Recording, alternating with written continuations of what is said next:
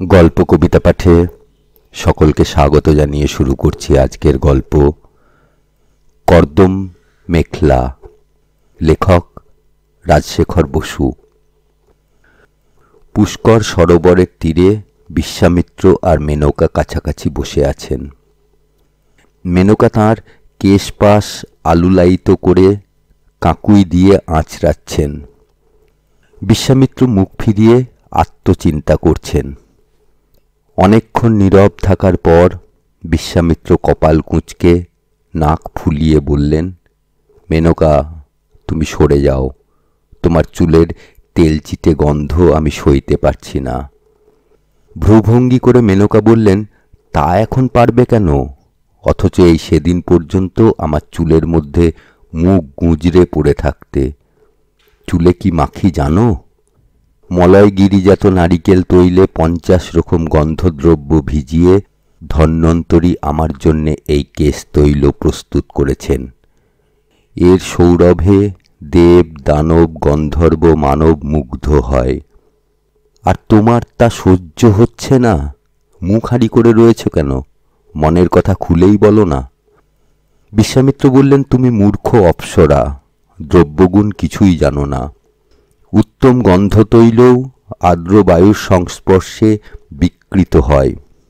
স্ত্রী জাতির নাকের সার নেই, কিন্তু অন্য লোকে দুর্গন্ধ পায়।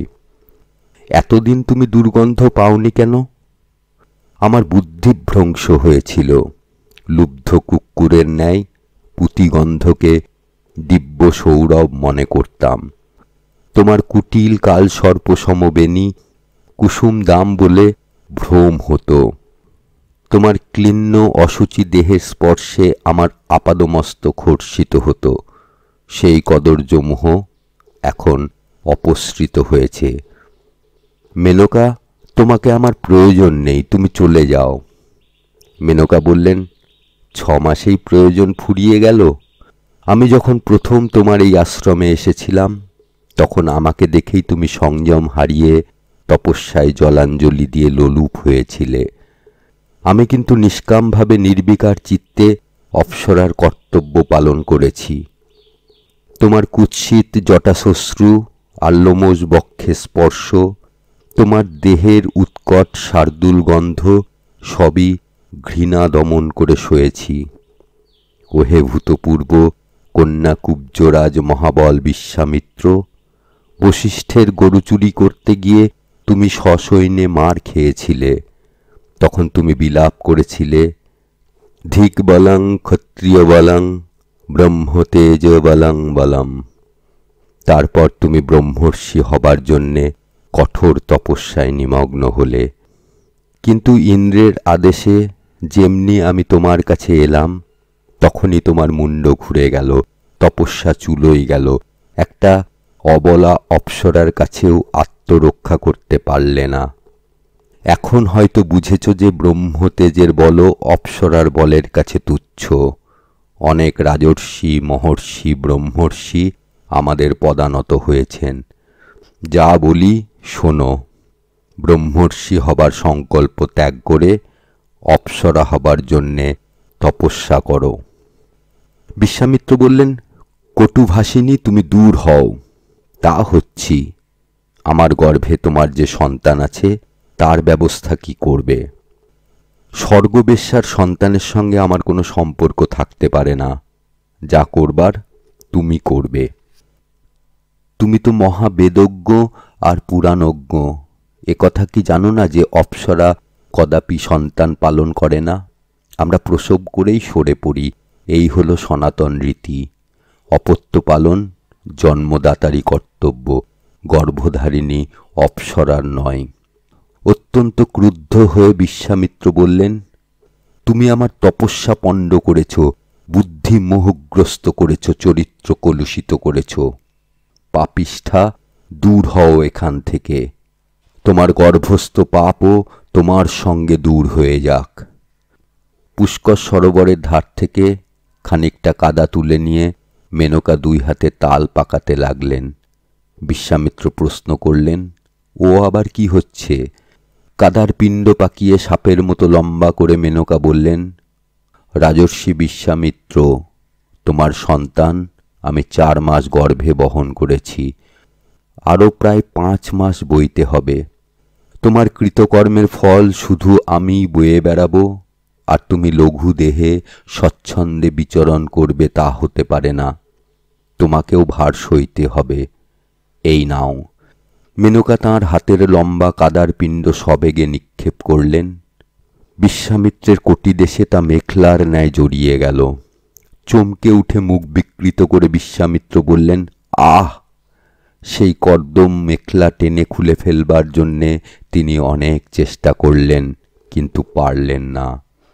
তখন পুষ্করের জলে ঝাঁপিয়ে পড়ে ধুয়ে ফেলবার জন্য 2 হাত দিয়ে ঘষতে লাগলেন, কিন্তু সেই কাল সর্পতুল্য মেখলার ক্ষয় হল না। নাগপাশের ন্যায় বেষ্টন করে রইল।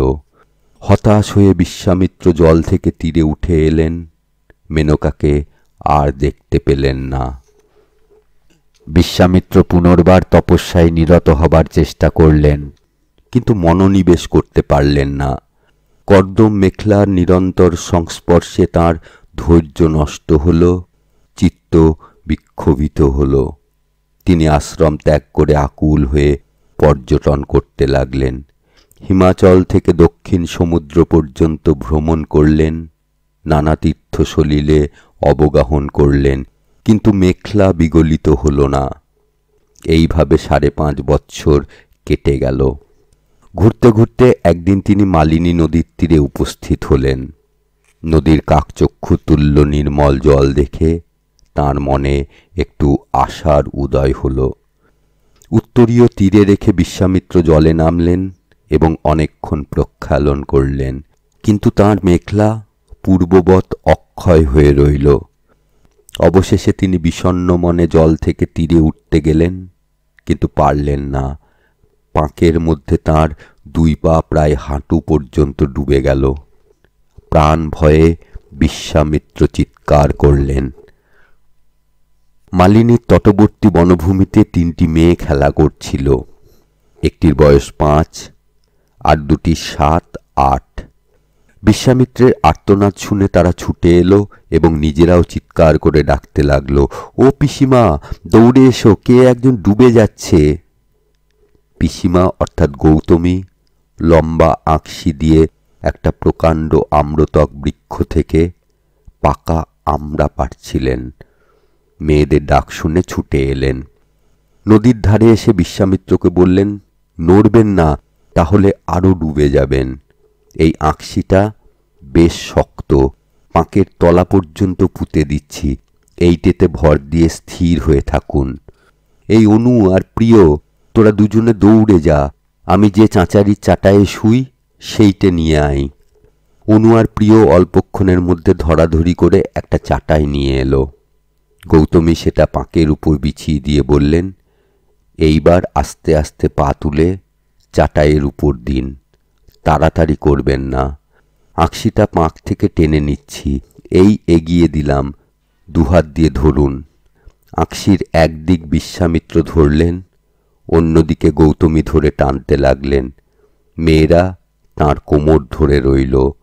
বিশ্বামিত্র ধীরে ধীরে তীরে উঠে এসে বললেন, ভদ্রে, আপনি আমার প্রাণ রক্ষা করেছেন। কে আপনি দয়াময়ী? এই দেবকন্যার ন্যায় বালিকারা কারা? গৌতমী বললেন, আমি মহর্ষি কন্যের ভগিনী গৌতমী। এই অনু আর প্রিয় অনুসুয়া আর প্রিয়ংবদা। এরা এই আশ্রমবাসী পিপ্পল আর শালমল ঋষির কন্যা। আর এই ছোটটি শকু, মহর্ষি কন্যের পালিতা দুহিতা শকুন্তলা। আমার ভ্রাতার আশ্রম এই মালিনী নদীর তীরেই। সৌম্য, আপনি কে? আমি হতভাগ্য বিশ্বামিত্র। বলেন কি রাজর্ষি বিশ্বামিত্র, আপনার এমন দুর্দশা হলো কেন? অনু আর প্রিয় নাচতে নাচতে বলল, ওরে বিশ্বামিত্র মুনি এসেছে, শকুর বাবা এসেছে রে, এক্ষুনি শকুকে নিয়ে যাবে রে। শকুন্তলা ভ্যাঁ করে কেঁদে গৌতমীকে জড়িয়ে ধরল। অনুসুয়া আর প্রিয়ংবদাকে ধমক দিয়ে গৌতমী বললেন, চুপ কর দুষ্টু মেয়েরা, কেন ছেলে মানুষকে ভয় দেখাচ্ছিস? বিশ্বামিত্র বললেন, খুকি, তোমার বাবাকে তা জানো? শকুন্তলা বলল, আমার বাবা কর্ণমুনি, আর মা এই পিসিমা। অনুসুয়া আর প্রিয়ংবদা আবার নাচতে নাচতে বলল, দূর বোকা, সব্বাই জানে, আর তুই কিচ্ছু জানিস না। তোর বাবা এই বিশ্বামিত্র মুনি, আর মা। গৌতমী দুই মেয়ের পিঠে কিল মেরে বললেন, দূর হো এখান থেকে, এই রাজর্ষির পরিদেহ ভিজে গেছে। তোদের বাবার কাছ থেকে শুকনো কাপড় চেয়ে নিয়ে আয়, আর তোদের মাকে বল অতিথি এসেছেন, আমাদের আশ্রমেই আহার করবেন। বিশ্বামিত্র বললেন, বস্ত্রের প্রয়োজন নেই, আমার অধবাস আপনি শুকিয়ে যাবে, আর আমার উত্তরীয় শুষ্কই আছে। আপনি আহারের আয়োজন করবেন না, আমার ক্ষুধা নেই।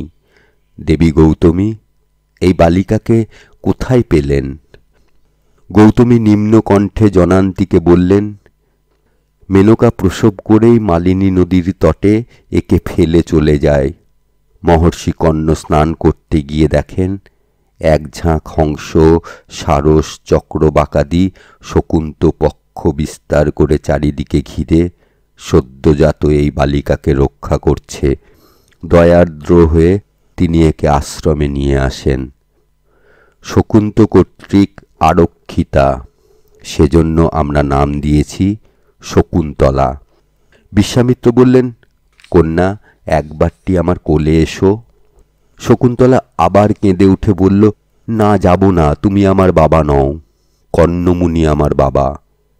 দীর্ঘশ্বাস ফেলে বিশ্বামিত্র বললেন, ঠিক কথা, আমি তোমার পিতা নই, মেনকাও তোমার মাতা নয়। যারা তোমাকে ত্যাগ করেছিল তাদের সঙ্গে তোমার সম্পর্ক নেই। যারা তোমাকে আজন্ম পালন করেছেন তাদেরই তুমি কন্যা। খুকি, তুমি কি খেলনা চাও বলো? রূপোর রাজহাঁস, সোনার হরিণ, পান্না নীলার ময়ূর। অনুসুয়া ঠোঁট বেঁকিয়ে বলল, ভারী তো, আমাদের আসল হাঁস, হরিণ, ময়ূর আছে। প্রিয়ংবদা বলল, আমাদের হাঁস প্যাঁক প্যাঁক করে, হরিণ লাফায়, ময়ূর নাচে। তোমার হাঁস, হরিণ, ময়ূর তা পারে? বিশ্বামিত্র বললেন, না, শুধু ঝকমক করে। শকুন্তলা, তুমি আমার সঙ্গে চলো, শত রাজকন্যা তোমার সখী হবে, সহস্র দাসী তোমার সেবা করবে, স্বর্ণমণ্ডিত গজদন্তের পর্যঙ্কে তুমি শোবে, দেবদুর্লভ অন্ন ব্যঞ্জন মিষ্টান্ন পায়স তুমি খাবে, মণিময় চত্বরে সখীদের সঙ্গে খেলা করবে, তোমাকে আমি সুবিশাল রাজ্যের অধীশ্বরী করে দেব। গৌতমী বললেন, কি করে করবেন? আপনার কন্যাকুব্জ রাজ্য তো পুত্রদের দান করে তপস্বী হয়েছেন। তুচ্ছ কন্যাকুব্জ রাজ্য আমার পুত্ররাই ভোগ করুক, তা কেড়ে নিতে চায় না। বাহুবলে আর তপবলে আমি স্বসাগরা ধরা জয় করে আমার কন্যাকে রাজরাজেশ্বরী করব। যতদিন কুমারী থাকে ততদিন আমি এর প্রতিভু হয়ে রাজ্য শাসন করব। তারপর অতুলনীয় রূপবান, গুণবান, বলবান, বিদ্যাবান কোনো রাজা বা রাজপুত্রের হস্তে একে সম্প্রদান করে পুনর্বার তপস্যায় নিরত হব। গৌতমী বললেন, কি বলিস শকু, যাবি এই রাজর্ষির সঙ্গে? শকুন্তলা আবার কেঁদে উঠে বলল, না না, যাব না। গৌতমী বললেন, রাজর্ষি বিশ্বামিত্র জন্মের পূর্বেই যাকে বর্জন করেছিলেন তার প্রতি আবার আসক্তি কেন? আপনার সংযম কিছুমাত্র নেই। বশিষ্ঠের কামধেনুর লোভে আপনার ধর্মজ্ঞান লোপ পেয়েছিল। মেনকাকে দেখে আপনি উন্মত্ত হয়েছিলেন, এখন আবার তার কন্যাকে দেখে স্নেহে অভিভূত হয়েছেন। এই বালিকার কল্যাণী যদি আপনার অভীষ্ট হয় তবে একে আর উদ্বিগ্ন করছেন কেন? অব্যাহতি দিন, এর মায়া ত্যাগ করে প্রস্থান করুন। বিশ্বামিত্র বললেন, শকুন্তলা, তোমার এই পিসিমাকে যদি সঙ্গে নিয়ে যায় তাহলে তুমি যাবে তো?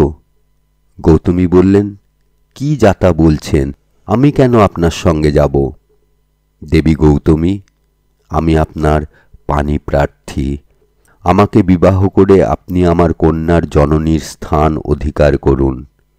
অনুসূয়া আর প্রিয়ংবদা আবার নাচতে নাচতে বলল, পিসিমার বর এসেছে রে। গৌতমী সরোষে বললেন, বিশ্বামিত্র, আপনি উন্মাদ হয়েছেন। আপনার হিতাহিত জ্ঞান লোপ পেয়েছে। আর প্রলাপ বকবেন না, চলে যান এখান থেকে। বিশ্বামিত্র কাতর স্বরে বললেন, শকুন্তলা, একবার আমার কোলে এসো, তারপরেই আমি চলে যাব। গৌতমী বললেন, যা না শকু, একবার ওর কোলে গিয়ে বস। ভয় কি? দেখছিস তো তোকে কত ভালোবাসেন।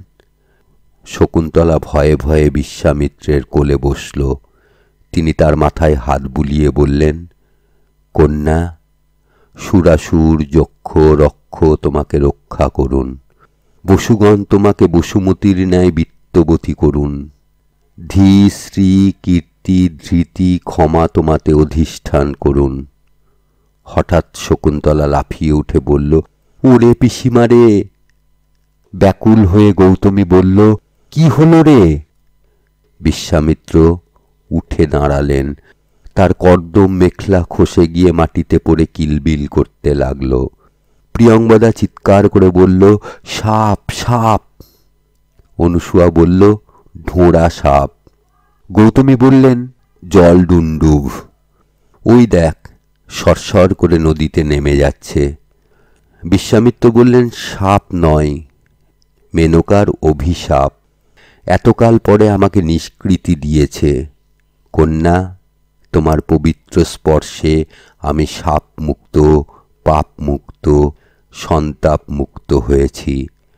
আশীর্বাদ করি রাজেন্দ্রের রাজ্ঞী হও, রাজচক্রবর্তী সম্রাটের জননী হও। দেবী গৌতমী, আমি যাচ্ছি, আপনাদের মঙ্গল হোক। আমার আগমনের স্মৃতি আপনাদের মন থেকে লুপ্ত হয়ে যাক।